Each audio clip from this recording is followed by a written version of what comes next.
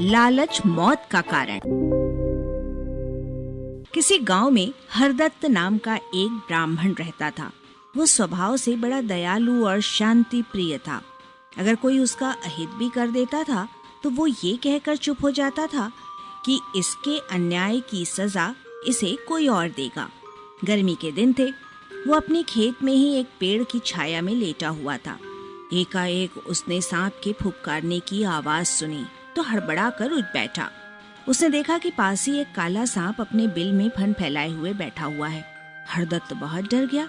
साहस करके वो वहां से उठा, पर उसने सोचा ये तो बड़ा सांप है। पास लेटे हुए देखकर इसने मुझ पर हमला नहीं किया, न ही मुझे काटा। मुझे इसको दूध पिलाना चाहिए। यही सोचकर वो घर जाकर एक कटोरा दूध भर लाया और सांप के आगे रख दिया। दूसरे दिन हरदत्त जब खेत पर आया तो उसने देखा कि सांप के बिल के पास खाली कटोरे में एक मुहर रखी है। हरदत्त खुश हो गया। वो निर्धन था। एक मुहर के रूप में उसे अच्छा धन मिल गया। अब उसका प्रतिदिन का ये नियम बन गया कि वो सांप के कटोरे में दूध डाल जाता और रोज ही उसे एक मुहर मिल जाया करती। धीरे धीरे हरदत्त की गरीबी मिटने लगी। उसने खेती के लिए कुछ और भूमि खरीद ली और थोड़ा बहुत व्यापार भी बढ़ा लिया। हर तरह से अब हरदत्त संतुष्ट था। एक बार किसी काम से हरदत्त को दूसरे गांव जाना पड़ा। जाते हुए वो अपने बेटे से कह गया, सांप को दूध पिलाना न भूलना। अगले दिन हरदत्त के पुत्र ने सांप के कटोरे में दूध डाल दिया। दूसरे दिन जब वो वहां आया तो उसने देखा कि कटोरे में एक सोने की मुहर पड़ी है। उसने सोचा, इस सांप का बिल जरूर सोने की मुहरों से भरा पड़ा है। यदि इसे मार डाला जाए तो ये सारा खजाना अपना हो जाएगा। उसने एक डंडा लिया और उस पेड़ के पास पहुंचा।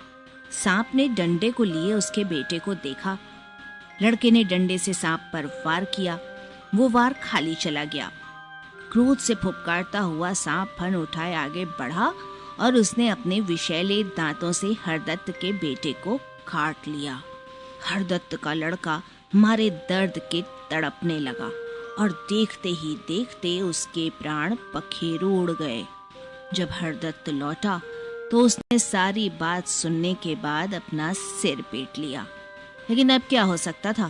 बेचारा रो धोकर चुप हो गया। अगले दिन वो दूध लेकर फिर सांप के बिल के पास जा पहुंचा। सांप ने बिल के अंदर से ही कहा, हरदत्त, हमारी तुम्हारी मित्रता अब टूट चुकी है। तुम्हारे बेटे के लालच से ऐसा हुआ है। अब प्रयत्न करने पर भी वो जुड़ नहीं सकती।